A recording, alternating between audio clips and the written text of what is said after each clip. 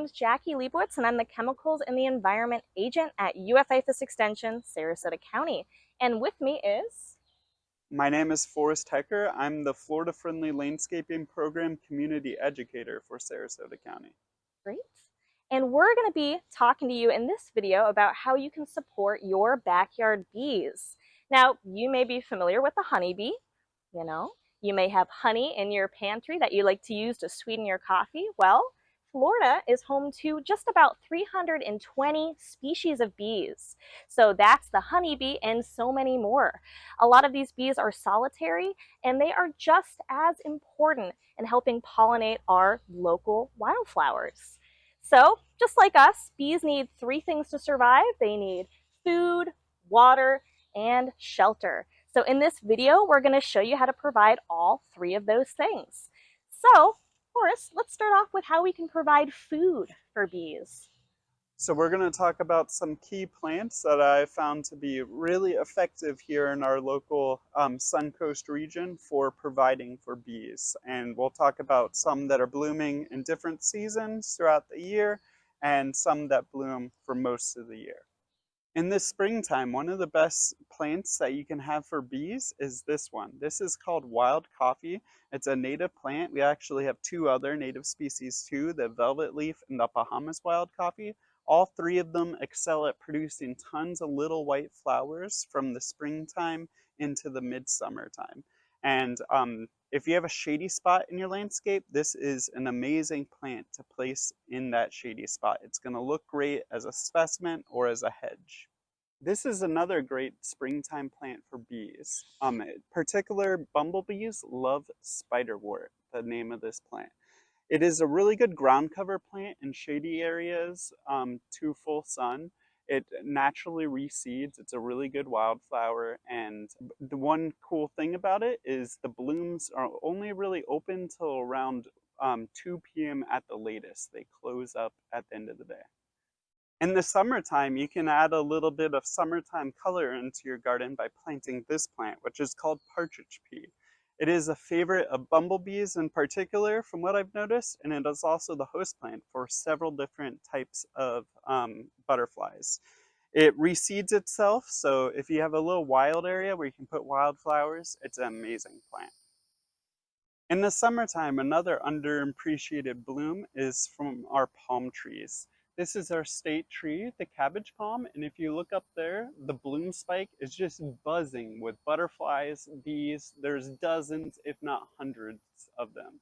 So please don't cut them off and let the pollinators enjoy them.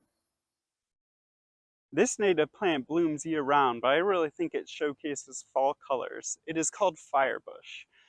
This plant has little red-orange flowers that are tubular, and it's a really good nectar source for a lot of bees. I think it makes an amazing small specimen tree or shrub in the landscape.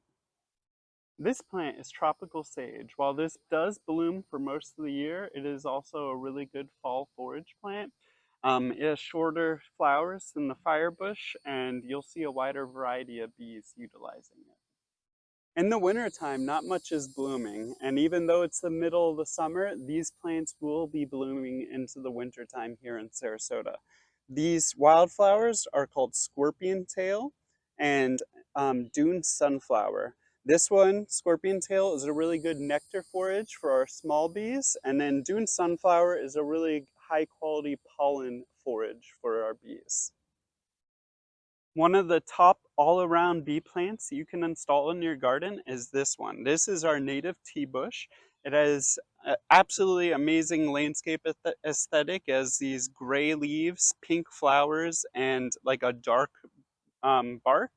It really pops in the landscape. And if you'll ever see one in person, it is just buzzing with native bees. It is all around one of our very best bee plants, and it blooms for the majority of the year besides the deep winter. The last plant I wanted to highlight is called Biden's alba. It is commonly called butterfly needles or sometimes Spanish needles. This plant is already present in your landscape in all likelihood because it is such a common wildflower. It has little white and yellow daisy flowers pretty much year round, and then it produces these seeds, which will make it the cheapest plant you'll ever have to get. You basically have to walk through an unmowed area, and the seeds are going to stick all over your clothes. And then you just go home wherever you want it and rub the seeds off. This plant is considered one of the top 5 honey sources in Florida and is very important for tons of other pollinators, and even a host plant for the little type of sulfur butterfly. The plants we have talked about are often available for purchase through native plant nurseries and local garden stores. I have found shopping local small businesses is best for finding local plants that will thrive in your area. Another way to get them is to come to our yearly plant sale that is held every October. Make sure to avoid any plants that have been treated with neonicotinoids. Ask before you buy. If you're looking for a particular plant, make sure to call the store in advance to confirm its availability. Once you have selected your favorite plants, it's time to get them in the ground. You may have heard of the phrase, right plant, right place. Well, that happens to be the #1 principle of Florida-friendly landscaping. And the reason it's so important is that it will determine the overall health and longevity of your plants. Your plants will thrive if you place them in the right place. Make sure to pick areas of the landscape where site conditions match plant requirements. These factors include light availability, soil type, and drainage. If you're not sure what these are, I recommend searching for your plant on the Florida Friendly Landscaping Plant Guide. You can pick one up at your local extension office, but I always say the best version of it and most up-to-date is available online or in the App Store if you search Florida Friendly Landscaping. The University of Florida also provides comprehensive soil testing, and you may be able to get your soil tested at your local extension office as well. We offer it here in the Sarasota County Extension Office. I would consider clumping plants of the same species or general form and type to make it easier for bees to find the resource. If you have one specimen plant by itself, especially if it's small, it's not going to be utilized as much as a grouping. Also, to attract a wide variety of bees, plant a wide variety of plants. The more biodiversity, the better. Finally, be careful of how you treat your designated bee plants. Try to avoid the use of pesticides unless absolutely necessary. If you do need to apply pesticides, avoid active foraging times, which often occur from 8 a.m. to 5 p.m. Evening applications are best. Make sure to opt for low-impact pesticides that have little to no residual activity. Also make sure that any chemical applications are part of a greater integrated pest management or IPM program for sustainable long-term control. Next up, let's talk about how we can provide water for bees.